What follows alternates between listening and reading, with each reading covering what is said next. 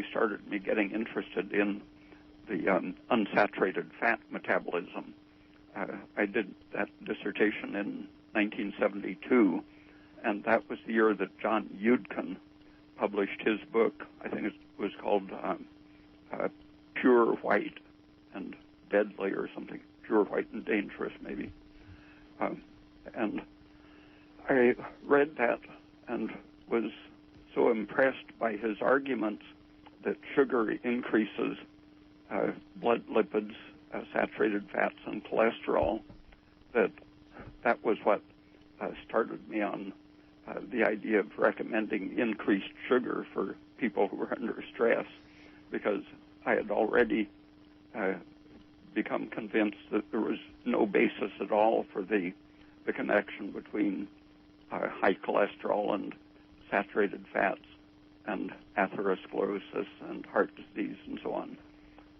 And so when I would see someone deficient in progesterone, having too much estrogen and age pigment,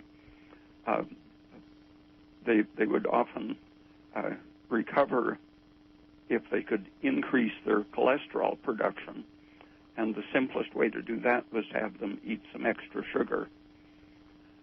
And that started me seeing the therapeutic possibilities of sugar. But from there I worked backwards, understanding where the lipid hypothesis had come from, and especially the doctrine that essential fatty acids are essential nutritionally.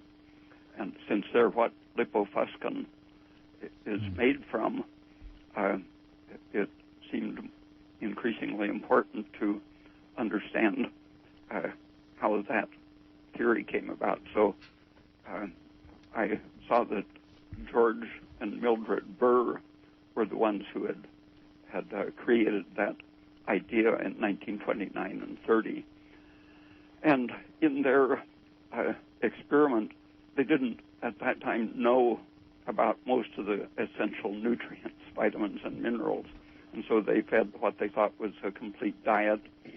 And when they eliminated the linoleic and related so-called essential fatty acids, their animals developed skin symptoms and various things that they called the Burr disease.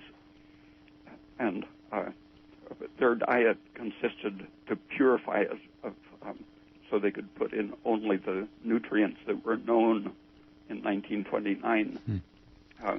They used a high sugar content, a little starch, and protein, casein that had been highly purified. They recrystallized the sugar and precipitated the casein to eliminate all vitamins and minerals from it, and then added what they thought were the essential nutrients.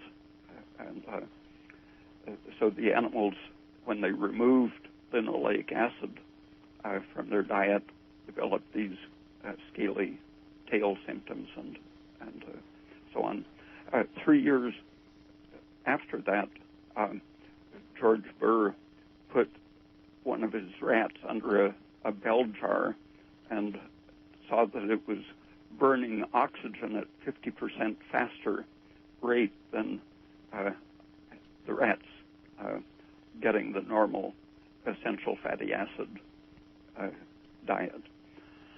And he decided that that was because their skin was leaky, because he said the essential fatty acids create a barrier in the skin. So just making this up out of whole cloth. But